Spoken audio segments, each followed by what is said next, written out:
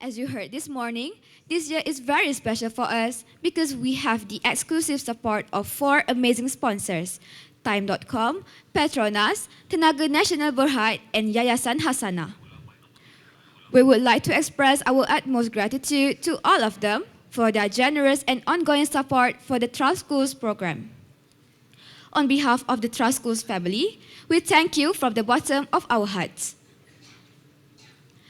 Ladies and gentlemen, we have prepared a variety of content for this conference that will address the strengths and challenges of Trust Schools. This is where knowledge is shared and innovation begins. Kita sekarang ini berada dalam segmen pertama pada hari ini, iaitu sesi EdTalks. Dalam sesi ini, kita akan mendengar perkongsian daripada 3 orang pemimpin sekolah amanah dari negeri Johor, Sarawak dan negeri Sembilan. Mari kita perkenalkan pembentang yang pertama.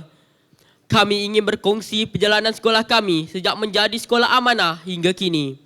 Selepas mencapai status tamat tempoh matang intervensi program, kami terus mengamalkan amalan sekolah yang telah kami pelajari dan budayakan. Apakah kekuatan dalaman sekolah ini yang menjadi inspirasi kepada sekolah lain? Hadirin sekalian, untuk mendengar jawapan dan kupasan lebih lanjut mengenai perkara ini, marilah kita dengarkan pembentang EdTalk yang pertama, iaitu Cikgu Raizalina Abdul Rahman, Guru Besar Sekolah Kebangsaan Jeram Batu, Pontian Johor. Dipersilakan, Cikgu. Bismillahirrahmanirrahim. Assalamualaikum warahmatullahi wabarakatuh. Salam sejahtera, salam Malaysia Madani. Saya Cikgu Raizalina binti Abdul Rahman, Guru Besar Sekolah Kebangsaan Jeram Batu, akan bersama tuan-puan semua untuk melayari transformasi sekolah amanah. Baiklah, sedikit mengenai sekolah saya, sekolah kami. Sekolah Kebangsaan Jeram Batu ialah sebuah sekolah yang terletak di Pekan Nenas, Pontian Johor. Sekolah Grade B Luar Bandar, mempunyai seramai 171 orang murid, 14 orang guru dan 3 AKP. So, let's start now. Baiklah hadirin sekalian.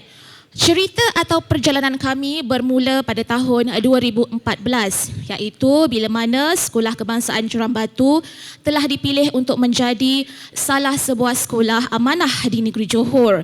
Kemudiannya bermula fasa kami belajar pelbagai perkara, and then 2016 ada persidangan sekolah amanah yang diadakan di negeri Johor, dan Sekolah Kebangsaan Jeram Batu adalah antara sekolah yang dilawati pada masa itu. Hasil daripada kejayaan persidangan tersebut telah menyebabkan ramai pengunjung pelawat datang ke sekolah kami untuk melihat apa itu sekolah amanah, apakah pembudayaan budaya amalan sekolah amanah. So pada masa itu, selepas mereka berkunjung, kami mula mencari identiti sekolah, mencari watak sekolah yang kami nak tonjolkan kepada masyarakat setempat, warga pendidikan dan juga warga pendidikan di luar. So, hasil daripada itu perbincangan bersama semua pihak dan juga feedback atau maklum balas dari pelawat, we came out with this project atau program yang kami namakan sebagai program kelas angkat PAK 21 yang lebih menjuruskan kepada classroom physical environment pada masa itu. So, kemudiannya, seterusnya, hasil daripada perbincangan kita dapat dah projek apa kita nak buat, kami di sekolah mula menjalankan uji lari atau eksperimen percubaan di sekolah dahulu sebelum kita bawa keluar. Kita lihat dulu keberkesanan dan impaknya. So after the tremendous impact dan semuanya, selepas kami diiktiraf titik MIP pada 2020, barulah kami ni berani keluar daripada kepompong kami cuba pasarkan, we try to pinch our niche ataupun sell our school kepada sekolah-sekolah berhampiran yang berminat dah dulu. Kita cuba, and then sekarang 2021 hingga sekarang ni lah merupakan fasa bagi kami menyemai ilmu dan bakti. That is our payback time. So tunggu dulu, ceritanya belum habis lagi ya. Why? Kenapalah sekolah kami yang kecil ni nak buat perkara-perkara begini? Kenapa tak duduk je lah kat kawasan Jeram, tak payah buat apa-apa kan? Tapi these are the reason why. pelestarian. After TTMIP is more to pelestarian. Kita nak sustainkan apa yang telah kita belajar daripada 2014 masa PSA tu sehingga sekarang. Kita tak nak benda tu mati begitu saja.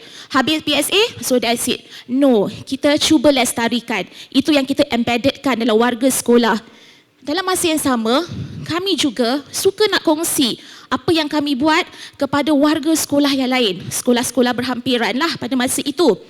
Kami nak kongsikan benda yang baik, kita harus kongsi, betul tak? Kita kena sharing benda yang bagus ni, kita sebar. Bak kata Datuk Norizan tadi, benda yang bagus kita sebar luaskan. Dan of course, ia berkait rapat dengan indikator 4.2 dan juga 4.4, guru sebagai pendorong dan guru sebagai pembimbing.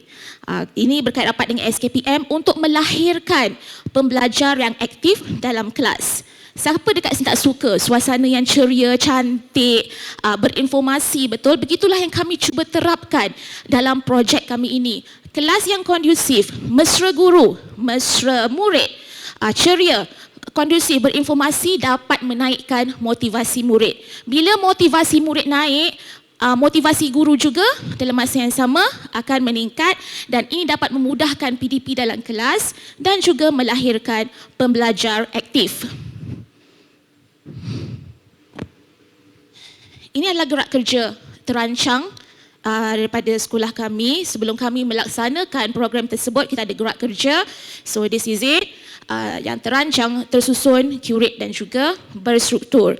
Ini adalah Dream Team. Dream Team ini adalah pasukan think tank sekolah yang saya namakan sebagai Dream Team, yang terdiri daripada SLT, Middle Leader dan juga Guru Champion. So guru champion ini adalah guru-guru yang terdiri daripada guru biasa, akademik biasa yang kami masukkan sekali dalam Dream Team ini untuk menjadi pelapis. Sekiranya kami keluar, kita ada pelan penggantian di situ. So we use all that we learn during the PSA, sini kita implementkan.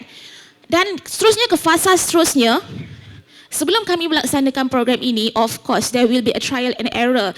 Kami buat survey kepada guru, kepada murid di sekolah kami dahulu untuk mengkaji keberkesanannya, juga kepada ibu bapa. Kalau kami buat ni apa jadi? Kalau ini apa impaknya? Dan selepas semua dah faham, dah tahu peranan masing-masing, ke fasa CPD iaitu gerak kerja Dream Team.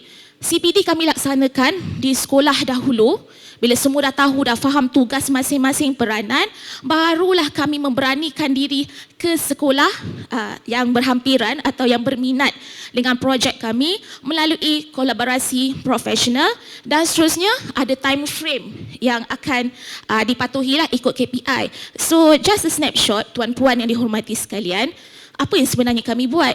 Jadi kami berkongsi kelas PAK 21 di sekolah kami kepada sekolah-sekolah berhampiran yang lain. Maksudnya ini bukan setakat chalk and talk, maksudnya kami CPD. No, not just CPD. Kami ke sana, mereka akan sediakan satu bilik yang kosong. Memang kosong, ada stretch from zero kata orang kan. Daripada scratch tu, kita buat bersama-sama tim pasukan sekolah Jeram Batu bersama dengan tim sekolah tersebut. Daripada kelas yang kosong tu, kita buat ikut jadual dan sebagainya. Lepas tu, kita bina kelas PAK 21. Ada tak cabaran? Of course, banyak cabarannya. Bukan perkara yang mudah untuk meyakinkan orang lain. Okey, jom buat ni. Tidak. That is not an easy work to do. Nak meyakinkan orang satu hal lagi. So, inilah antara cabaran-cabarannya. Alhamdulillah ya, kami berjaya. First of course, dalam masa cuti, waktu cuti, time frame kami pun, kata orang tu berganjak. Kita dah tentukan dalam masa ini. Dan tiba-tiba dia beralih sebab cuti. Kekangan tenaga kerja. Walaupun kita dah ada jawatan kuasa masing-masing, tapi kadang-kadang tak boleh nak elak juga benda ni ada yang berpindah keluar dan sebagainya. Dan of course lah, yang akhir kita punya kos dan modal. Ya, kita memerlukan kos dan modal yang agak besar juga untuk projek ini. Nampak senang ya, tapi sebenarnya tidak. Ini dia keberhasilannya. So sepanjang daripada tahun 2019 hingga sekarang, tuan-puan, this is the keberhasilan. Ini adalah antara sekolah ni baru daerah Pontian. Nanti insya-Allah kami luaskan kuasa ke daerah lain pula, insya-Allah ke negeri lain. Ini antara kelas-kelas yang telah kami kata orang tu bersama-sama buat projek Diorang dah buat satu kelas showcase daripada kami. Diorang buat satu kelas showcase and then kelas tu diorang sebar luaskan. Ada antara sekolah ni yang jadi mentor pula. So that's good tau sebenarnya. Kita sebarkan, kita kongsi. Ini dia antara sekolah daerah Pontian lah. And then dalam masa yang sama, kita bukan fokuskan kepada physical environment sahaja. Kita dalam masa kita bagi CPD yang berkaitan untuk guru gunakan dalam kelas. So these are the macam hot demands lah daripada sekolah-sekolah yang berhampiran tu. Diorang nak tahu lebih lanjut mengenai CCL, questioning, thinking tools dan juga AFL. Maafkan saya macam geletar sikit, nervous kat depan ni. Dan kita ada kepitaan satu lagi, iaitu kami adalah sekolah rintis floorball di negeri Johor. Jadi salah satu kejayaan kami, kami memanglah sampai ke peringkat kebangsaan antarabangsa, tapi the main point is kami berjaya tarik sekolah dekat Pontian tu untuk bersama-sama dengan kami. So means daripada satu pasukan di Pontian, kita dah ada selesai ada 5 pasukan di negeri Pontian. Hasil daripada ni lah kita suruh kita agihkan kepimpinan tu, kita minta guru-guru yang pakar datang untuk buka kelas floorball. So ini impaknya, saya nak cakap banyak lepas impak. Benda ni kita dah buat daripada tahun 2019 lagi. So memang daripada segi kehadiran, kita dapat lihat impak murid, kehadiran, tingkah laku SSDM, semuanya meningkat. Nanti kita lihat graf yang akan saya paparkan nanti. Dan juga daripada segi guru, impaknya sangat ketara. Sebab bila dah suasana kondusif, murid teratur, ceria semua kan. Guru pun rasa macam very systematic. Jadi peningkatan dalam PDP standard 4 guru di Sekolah Kebangsaan Jurang Batu juga meningkat. Mereka juga antara guru berketerampilan, kita ada guru Adiwira, guru Apple dan juga kita ada JU di sekolah. So hadirin tuan-puan yang saya hormati sekalian, these are the ones of the impact. Kami buat dalam bentuk graf, kita dapat lihat peningkatan dalam pelbagai perkara di Sekolah Kebangsaan Jurang Batu. So this is it. Peningkatan paling banyak di stakeholders dekat situ, daripada kita dapat tarik, orang dah mula tarik apa benda program yang dia buat ni. So diorang nak masuk, nak invest, bukan invest keuangan lah, kepakaran. So sebenarnya banyak lagi bukti nak tunjuk, ya. So boleh datanglah ke sekolah kami, insya-Allah. Saya mewakili warga sekolah menjemput tuan-puan. Kalau nak ke Pekanan Nas, singgahlah ke Jurang Batu, nak ke Pontian, boleh datang. So there's a lot of live evidence, real life evidence. Ini antaranya, ini masa tim kami datang ke sekolah yang hendak kami bantu tu, and then hasilnya di situ, hasilnya banyak tuan-puan sebenarnya. Biarlah gambar saja berbicara, lihatlah. Boleh follow Facebook Sekolah Kebangsaan Jurang Batu, jangan lupa. Nak tengok kan evidence. So, terima kasih tuan-puan atas masa dan perhatian tuan-puan. Satu je. Sekolah kami kecil, terletak dalam hutan, tapi kami ada, jiwa kami besar. Sekian, terima kasih.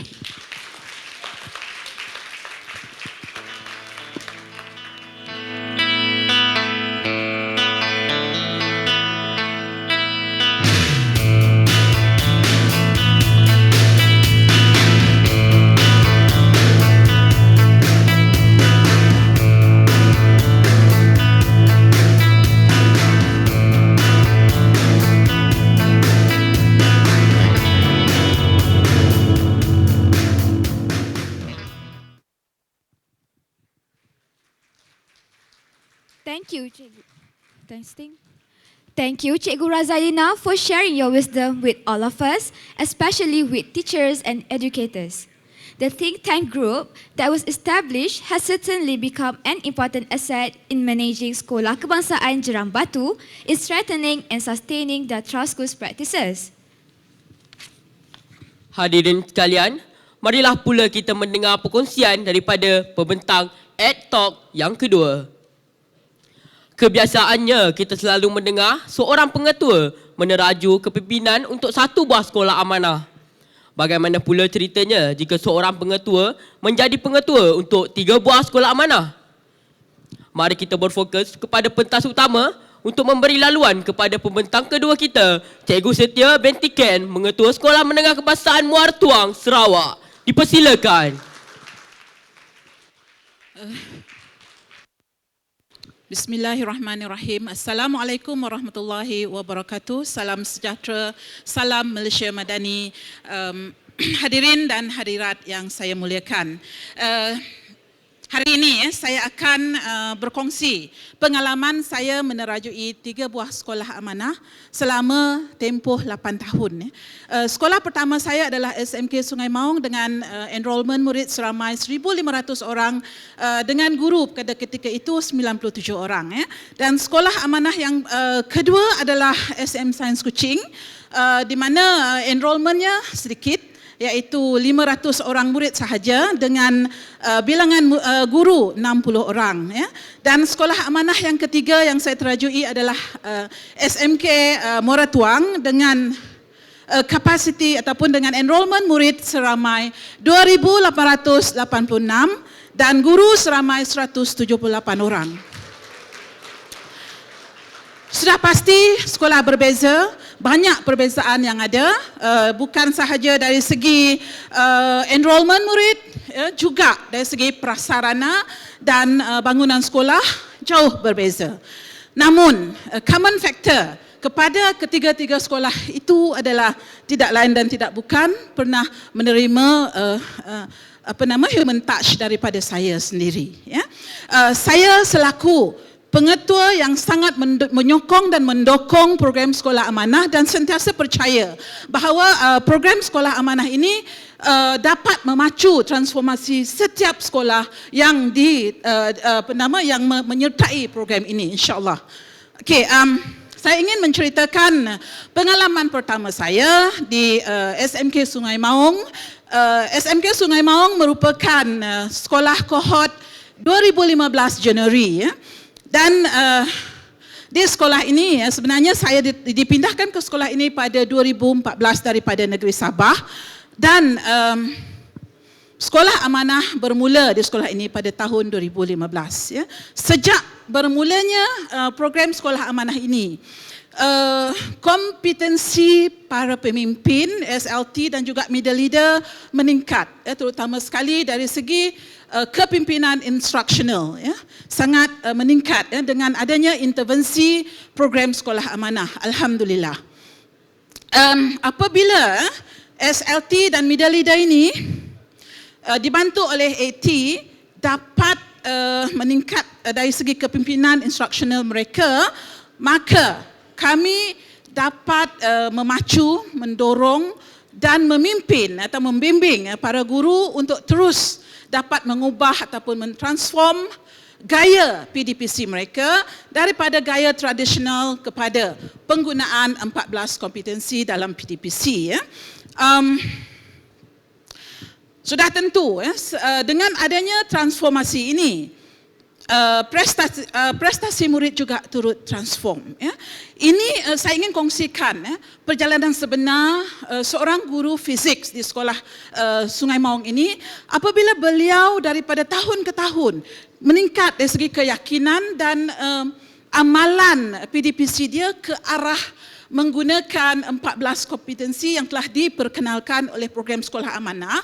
Didapati kalau kita lihat data di sana, keputusan SPM untuk mata pelajaran fizik beliau meningkat dengan begitu ketara sekali, daripada GPMP 3.56 kepada 1.86, lonjakan sarjana. Dan peratus pencapaian grade A bagi pelajar sangat meningkat, daripada 36.30% telah meningkat kepada 68.75%. Saya sendiri bersama dengan guru tersebut, dan saya melihat bagaimana dia mengajar di dalam kelas memang menggunakan 14 kompetensi ini dengan penuh yakin. Alhamdulillah. Okey, saya tinggalkan tuan-tuan dan puan-puan di Sungai Maung di sana dan terus bawa ke sekolah yang kedua, iaitu SM Sains Kuching. Saya dipindahkan ke SM Sains Kuching pada Februari 2017. Sains Kuching ini merupakan kohort kohort 2011 iaitu kohort pertama di negeri Sarawak. Ia juga merupakan sekolah berasrama penuh, ya, sekolah berasrama penuh walaupun murid tak ramai, tetapi dia mempunyai multi program, multi pemegang taruh. Tapi bagi saya program sekolah amanah ini merupakan gia pemacu kepada keberhasilan ataupun kejayaan program-program yang lain yang telah dilaksanakan di sekolah itu. Selain daripada itu, program sekolah amanah juga merupakan pemangkin kepada peningkatan prestasi pelajar, kepada kemenjadian murid, ya, di mana pada tahun 2018 tiga inovasi murid SM Sains Kuching telah berjaya dipatenkan, ya, hasil daripada program Sainsku Inventors Challenge yang saban tahun dilaksanakan atas dorongan program sekolah amanah. Jadi program sekolah amanah ini telah dapat, ya, memacu tahap pemikiran murid ke arah pemikiran aras tinggi. Jadi pada tahun yang sama, pada tahun 2018, ya, kami telah diverifikasi dan telah dapat dianugerahkan sebagai sekolah cemerlang amalan kebat, ya, pada tahun 2018. Alhamdulillah. Jadi sekali lagi ia membuktikan bahawa program sekolah amanah ini sebenarnya telah dapat memacu tahap pemikiran murid ke arah yang lebih kreatif dan kritis. Okey, alhamdulillah. Pada tahun yang sama, memang tahun 2018 adalah tahun penuh cabaran di mana pelbagai verifikasi telah berlaku di Sekolah Sains Kuching, ya, di mana kami telah didatangi oleh pasukan Nazi untuk pemverifikasian ketika itu untuk memverifikasi program sekolah amanah. Dan alhamdulillah atas amalan yang kita buat, pembudayaan yang kita buat, akhirnya kita telah mencapai TTMIP pada tahun 2020. Ya, alhamdulillah. Okey, seterusnya saya ingin berkongsi pengalaman saya di Muara pula. Tadi di sungai, ya, sekarang di Muara. Okey, SMK Muara Tuang, ya. Sebenarnya saya berpindah ke sana atas naluri ingin berkhidmat di daerah sendiri. Jadi saya memohon untuk berpindah ke Muara Tuang kerana ketika itu ketiadaan pengetua. Okey, jadi alhamdulillah permohonan saya diluluskan oleh JPN atas dasar pengalaman saya di dua buah sekolah sebelum ini. Sebab sekolah Muara Tuang ini merupakan sekolah yang lain daripada yang lain. Bagi saya lah, ada yang kata, kenapa kamu pindah ke sana? Susah tu sekolah ni. Tapi tak apa, ya. Sekolah Muara Tuang merupakan sekolah yang tua, yang sangat kalau bangunannya memang dah daif lah, ada yang terpaksa ditutup, ya. Dan sekarang alhamdulillah kami mendapat projek gantian penuh sedang berjalan. Okey, walaupun dalam keadaan begini yang penuh sesak, ya, ibu bapa masih terus ingin menghantar anak-anak ke SMK Muara Tuang. Dan saya bertanya pada ibu bapa, kenapa nak pergi sekolah yang sesak ni? Satu jawapan, antara jawapan adalah kerana program sekolah amanah. Mereka percaya bahawa program sekolah amanah itu akan dapat, ya, memperbaiki prestasi murid, akan dapat membentuk kemenjadian murid dengan sebaiknya. Okey, sekolah Muara Tuang, 2,886 murid dengan banyak pengurusan, iaitu pengurusan sesi pagi dan petang arus perdana. Kita ada pusat tingkatan 6 sebanyak 12 kelas. Kita ada PPKI sebanyak 11 kelas. Dan ditambah lagi dengan pengurusan asrama. Jadi itulah sebab mereka tanya, kau betul-betul nak pergi sana ke? Dia kata, ya. Okey, alhamdulillah hari ini sekolah kami telah beroperasi dengan 88 buah kelas. Ya, okey, mungkin kita tertanya, bagaimana hidup you dekat situ? Okey, alhamdulillah, ya. Pengalaman saya di dua buah sekolah amanah selama ini telah dapat, ya, membantu sebenarnya dalam meningkatkan kepimpinan saya terutama sekali dalam meningkatkan kapasiti sumber manusia dengan amalan kepimpinan teragih. Saya dengan bangganya present saya punya pasukan mutiara. Pasukan mutiara inilah yang banyak bersama saya ke atas ke bawah menjayakan event sekolah. Dan kita perkenalkan sistem setiausaha eksekutif untuk membantu setiap unit, dan ia sangat-sangat berkesan. Okey, selain daripada badan guru, kita juga ada badan kepimpinan para murid. Badan kepimpinan murid diletakkan di bawah sinergi dengan pelbagai badan digabungkan, disinergikan untuk membantu pihak sekolah. Iaitu kita ada TRD, namanya TRD itu. Apa tu?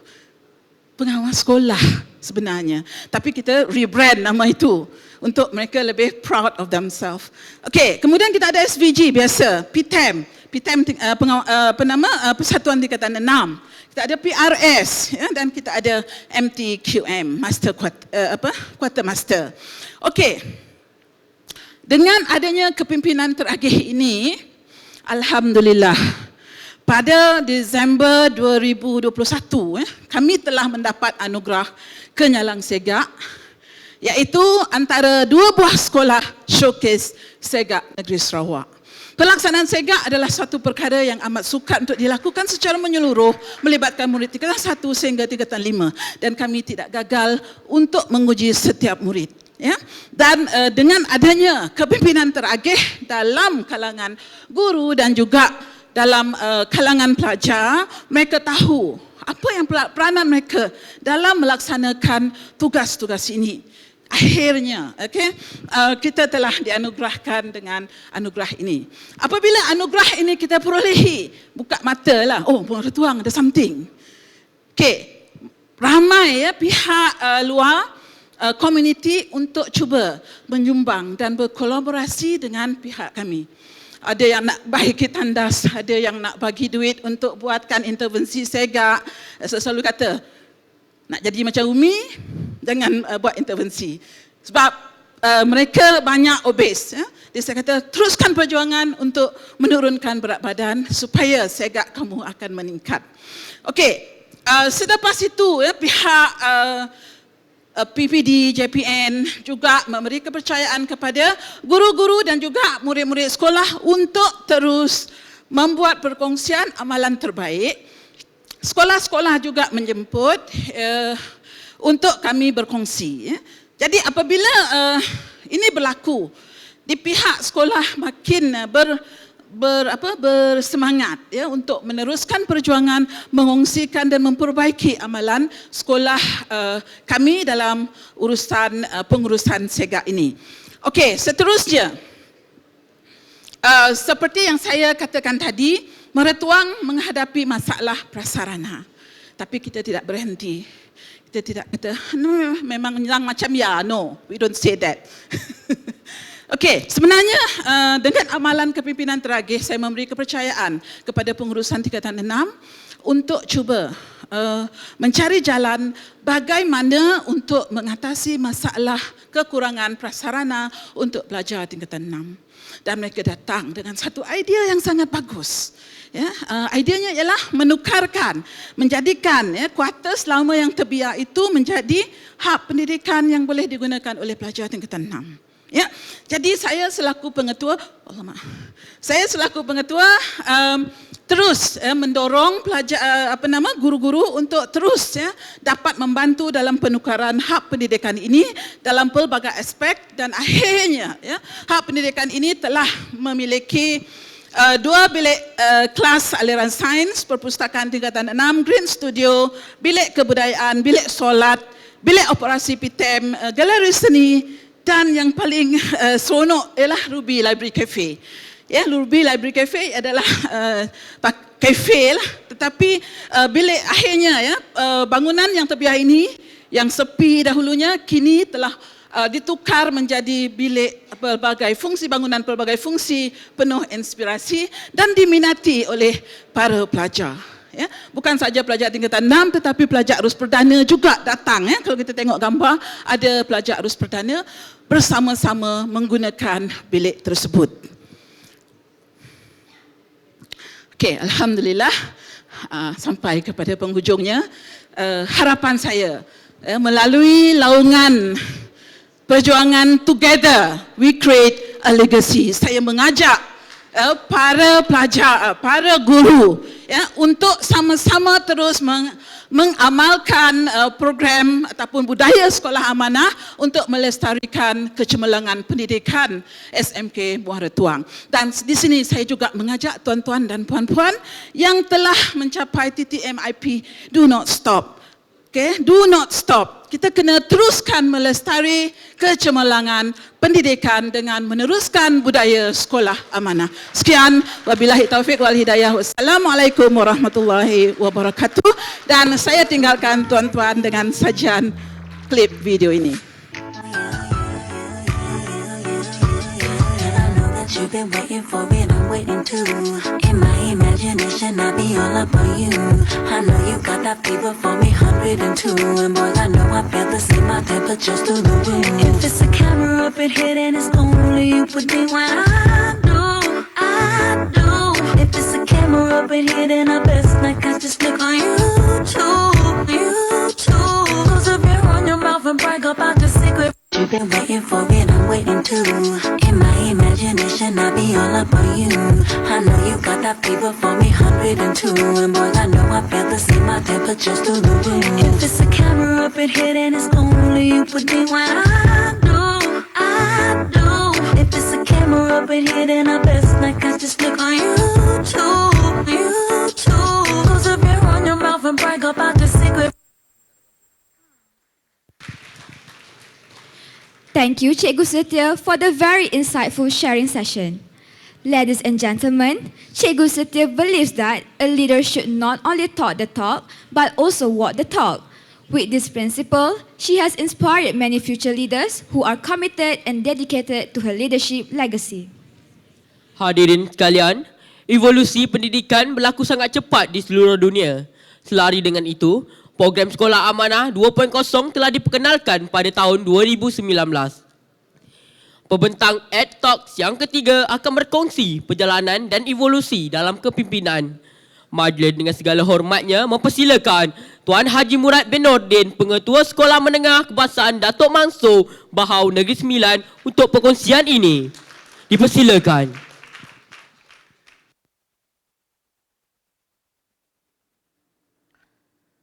Assalamualaikum warahmatullahi taala wabarakatuh. Salam sejahtera. Salam ABC anak yang baik lagi cerdik. Tuan-tuan dan puan-puan yang dirahmati Allah sekalian, kita telah mendengar kejayaan TSP 1.0 dengan 5 tahun perjalanan dan saya di bawah TSP 2.0 berada di dalam 3 tahun perjalanan perubahan. Itulah anjakan yang telah dibawa kepada TSP 2.0. I am the game changer. InsyaAllah. Tuan-tuan dan puan-puan dirahmati Allah sekalian, when the going gets tough, the tough gets going.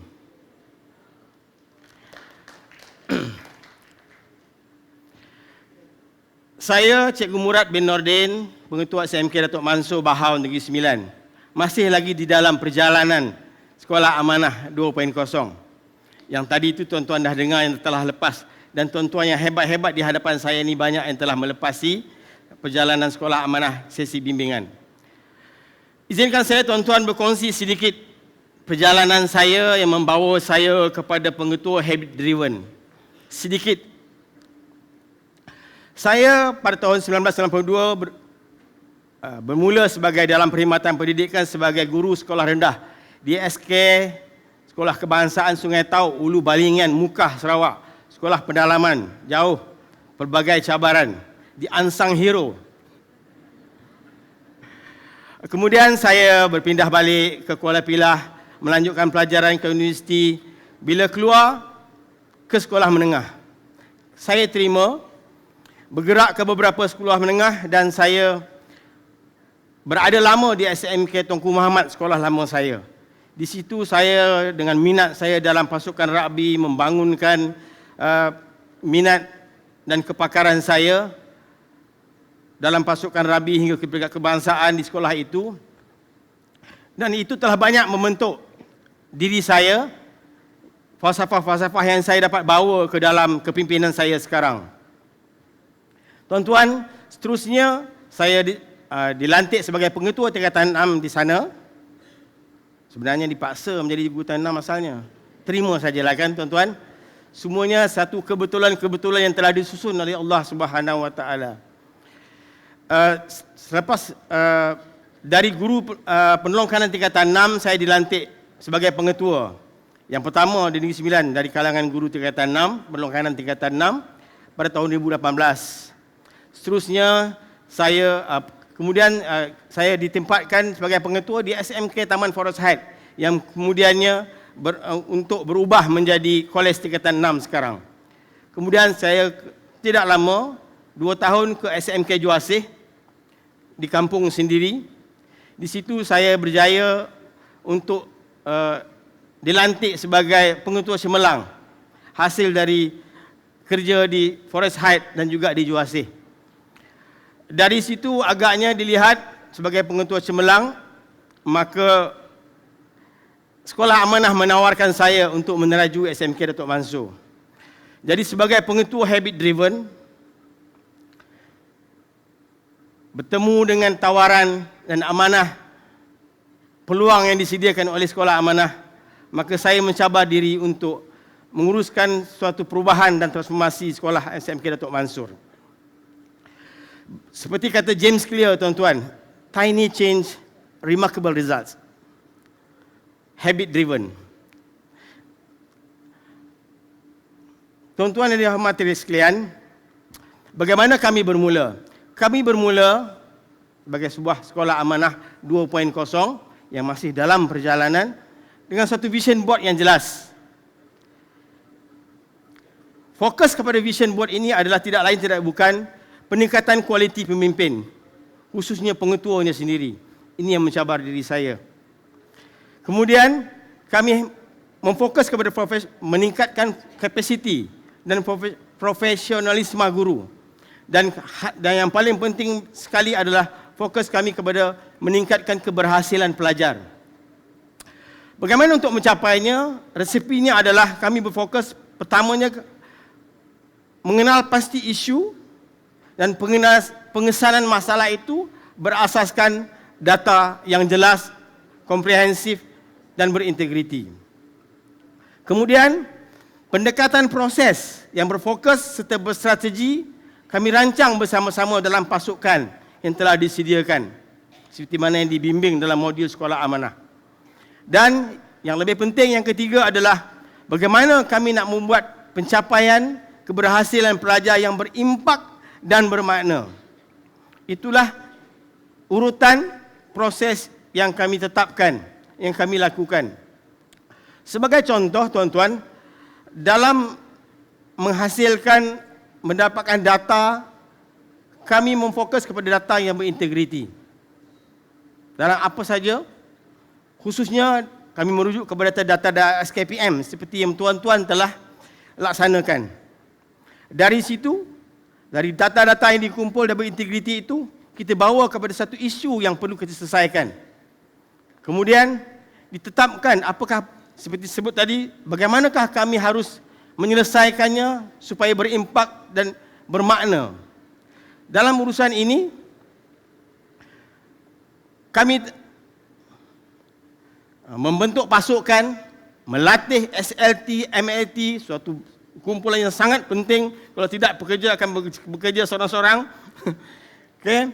Yang penting SLT dan MLT dilatih dan digerakkan, seterusnya membawa kepada tindakan dan akhirnya CPD yang bermakna seperti yang telah sebut tadi dirancang dan dilaksanakan.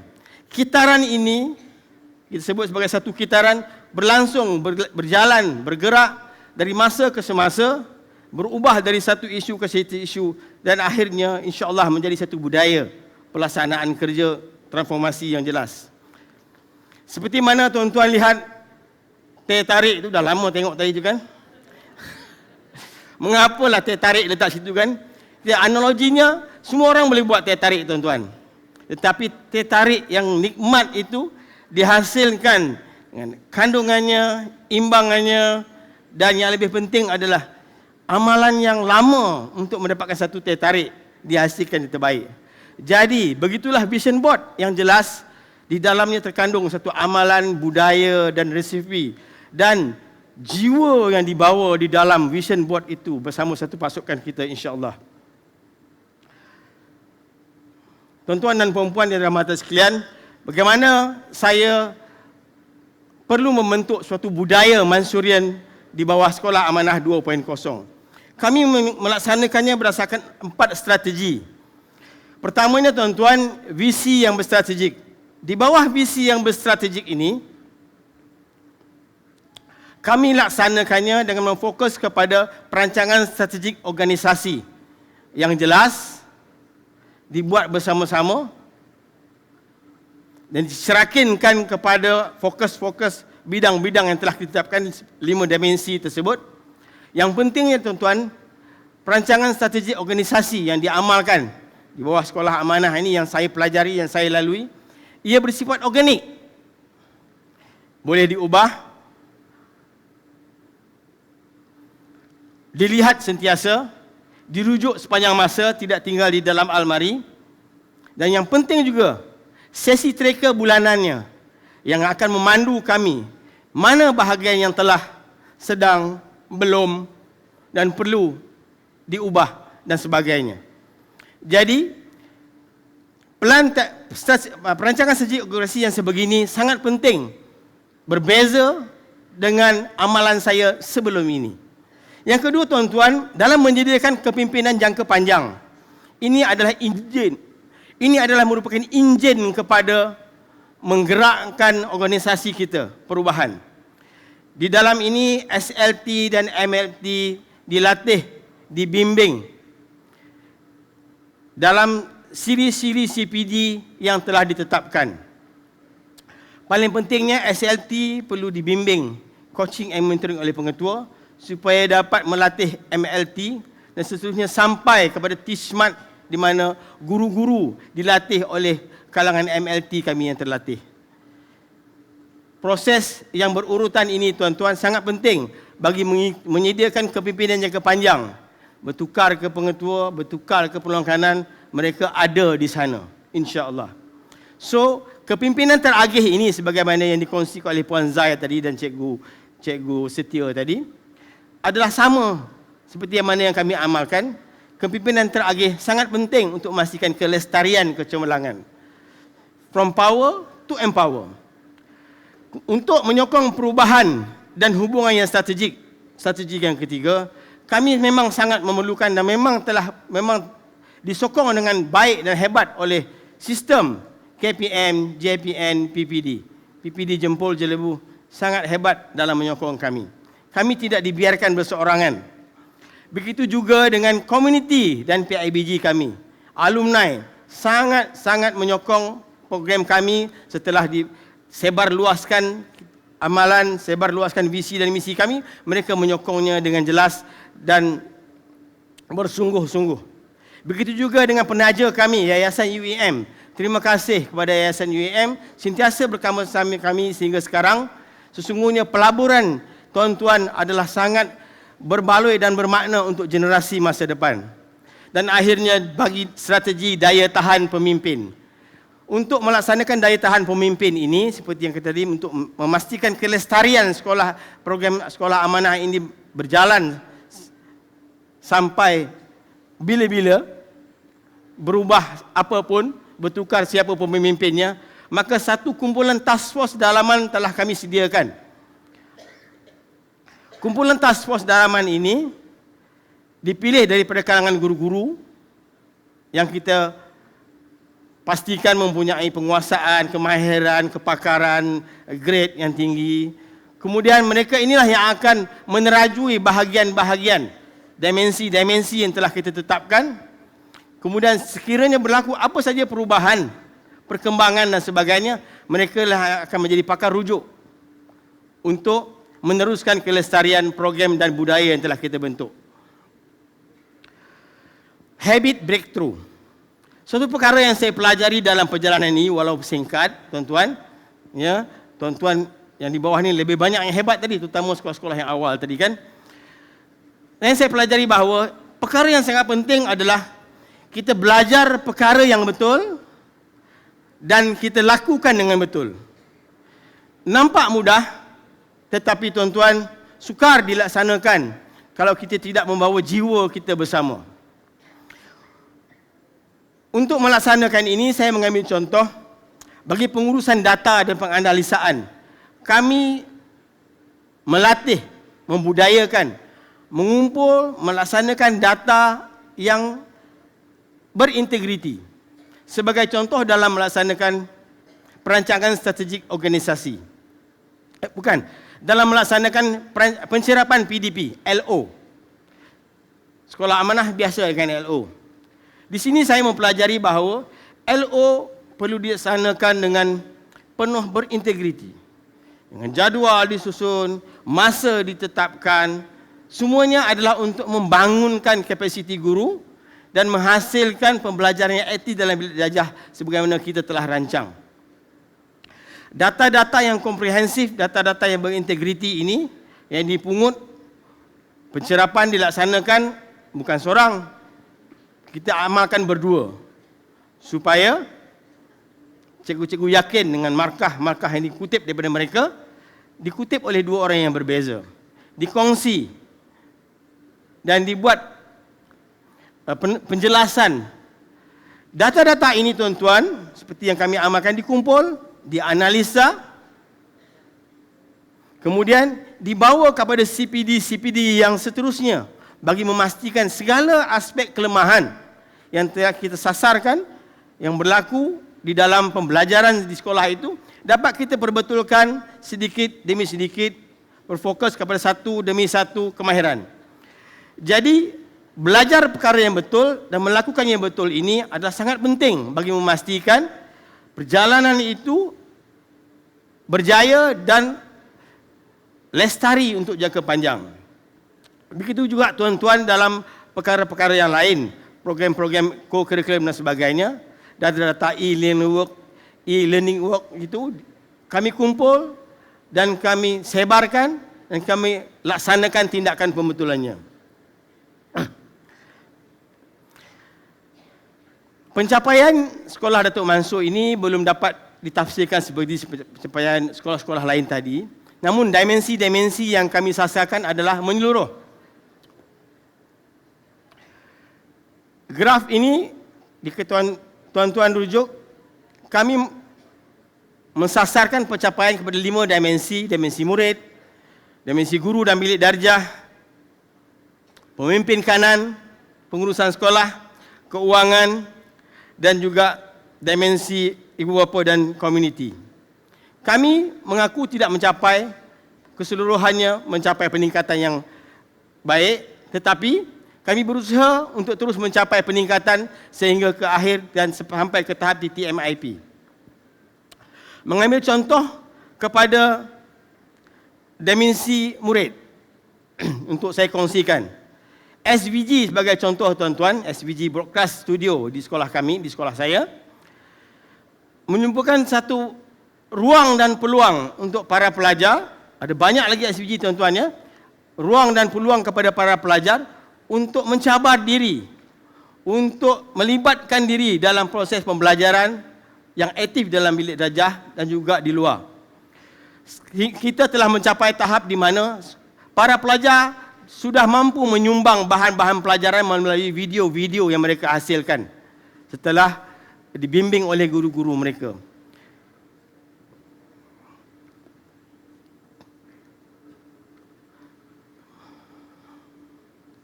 Begitu juga SVG Teen Teachers, satu lagi SVG yang memberi impak yang besar kepada sekolah kami walaupun masih dalam perjalanan ini.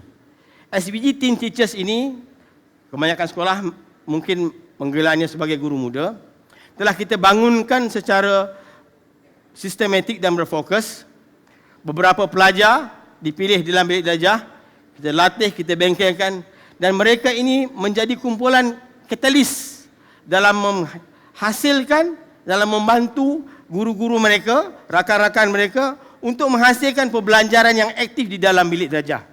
Sebagai contohnya, dalam Open Day, dalam PBL, Project Based Learning yang dilaksanakan di sekolah baru-baru ini, kita mencapai suatu menjadi amat mudah untuk melaksanakan PBL itu disebabkan oleh kumpulan teen teachers ini memainkan peranan mereka dengan baik. Di akhirnya tuan-tuan, kita berjaya menghasilkan suatu pembelajaran yang aktif di dalam bilik darjah sebagaimana yang kita sasarkan bagi standard 4.6. Sesungguhnya kelestarian pembelajaran aktif ini selaras dengan hasrat KPM untuk melahirkan anak yang baik lagi cerdik itu. Tuan-tuan dan puan-puan, sedikit perkongsian saya mengenai 3 perkara yang harus kita lalui, yang harus kita ambil perhatian dalam perjalanan ini. Pertamanya, hentikanlah segala yang negatif, segala yang buruk, sangkaan yang tidak betul tentang sistem perancangan yang dibawa ini, kerana ia akan membantulkan usaha kita. Sebagai pemimpin sekolah, saya mempesan kepada diri saya mesti melaksanakan program ini kerana telah lebih 90 sekolah amanah telah berjaya melaksanakannya. Kenapa tidak saya? Kenapa tidak kami? Itu saja sudah cukup membuktikan ataupun mendorong saya untuk meneruskan program ini dengan jaya. Jadi, perubahan, ada banyak cabaran, segala yang negatif, yang menghalang, kita tinggalkan tuan-tuan.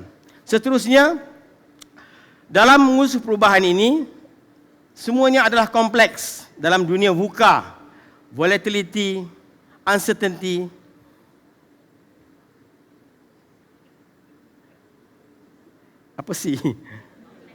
complexity, ambiguity banyak tuan-tuan. Semuanya menyelubungi kita dalam mengharungi dunia VUCA ini. Jadi yang penting pegangan saya adalah kita permudahkan sahaja. Sebab guru-guru kita memang suka kalau pengetuanya mempermudahkan segala perkara. Dan akhirnya tuan-tuan, teruskan perjuangan wadah pendidikan. Sebagai pemimpin sekolah, kita harus berkorban, mempersiapkan diri kita dengan segala kemahiran, kepakaran dan ilmu, dan kita kongsikannya. InsyaAllah kita akan berjaya memimpin apa sahaja. Seterusnya tuan-tuan, tidak banyak dapat saya kongsi kerana sekolah saya masih dalam perjalanan. Namun sebagai pengetua habit driven, sebagai pengetua yang sedang melaksanakannya, saya sangat yakin perjalanan sekolah amanah ini seperti yang telah dikongsi oleh rakan-rakan saya tadi adalah suatu perjalanan, adalah suatu konsep, adalah suatu budaya yang sangat positif, yang mampu mengubah dan mentransformasi sekolah kita insya-Allah. Jadi tuan-tuan, untuk membina budaya pembelajaran, nak membawa budaya yang baik itu, kita haruslah mempercayainya dahulu tuan-tuan, dan kemudian kita bawa ke dalam diri kita dan amalan kita insya-Allah. Marilah kita bersama-sama menjayakan pembudayaan amalan yang terbaik dalam sekolah amanah ini. Let's touch the future. Sekian, terima kasih.